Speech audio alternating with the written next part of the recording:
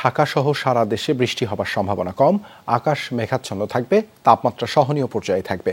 আর এক মাস সিয়াম সাধনার পর ঈদের দিন ধীরে ধীরে অল্প অল্প করে খাবার ও পানি খাবার পরামর্শ চিকিৎসকদের।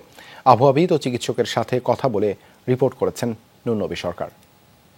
সিলন ফ্যামিলি ব্লেন্ডের কড়ালিকার আর সতেজ স্বাদের পারফেক্ট ব্লেন্ডে স্বপ্নেরা মিলুক টানা। গরমে পূর্ব না বৃষ্টিতে ভিজব, ঈদের দিনের আবহাওয়া নিয়ে মানুষের কৌতূহল থাকে। আবহাওয়া অফিস জানাচ্ছে, ঈদের দিন 11 এপ্রিল সারা দেশে বৃষ্টিপাতের সম্ভাবনা কম। দাবদাহ থাকবে না, তাপমাত্রা সহনীয় থাকবে মেঘাচ্ছন্ন আকাশে। আগামীকালকে মানুষের ভিতরে তাপমাত্রার যে এটা অনেক ছিল, সেটা অনেকটাই সহনীয় এবং স্বস্তিদায়ক হবে। এরকম মেঘলা থেকে মেঘাচ্ছন্ন থাকবে, তো বৃষ্টিপাত হওয়ার সম্ভাবনা কম। তারপরেও কোথাও কোথাও হয়তো, যেহেতু এখনকার কালবৈশাখী মৌসুম, কোথাও যদি হয় হালকা থেকে মাঝারি ধরনের বৃষ্টি হতে পারে। সাগরে কোনো ঘূর্ণিঝড়ের আভাস নেই।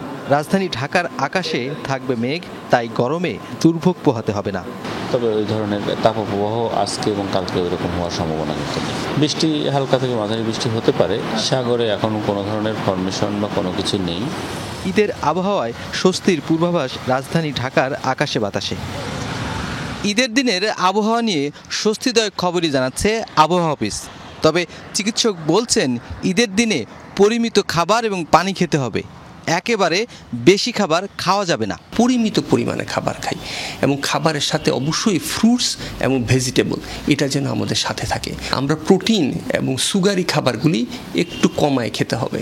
অবশ্যই যেন আমরা পানিটা খাই, অন্তত এই গরমের দিন 2.5 থেকে 3 লিটার পানি যেন আমরা খাই। চিকিৎসক বলছেন, স্বাভাবিক খাবারের রুটিনে ফিরতে শরীরের কিছুদিন সময় লাগবে।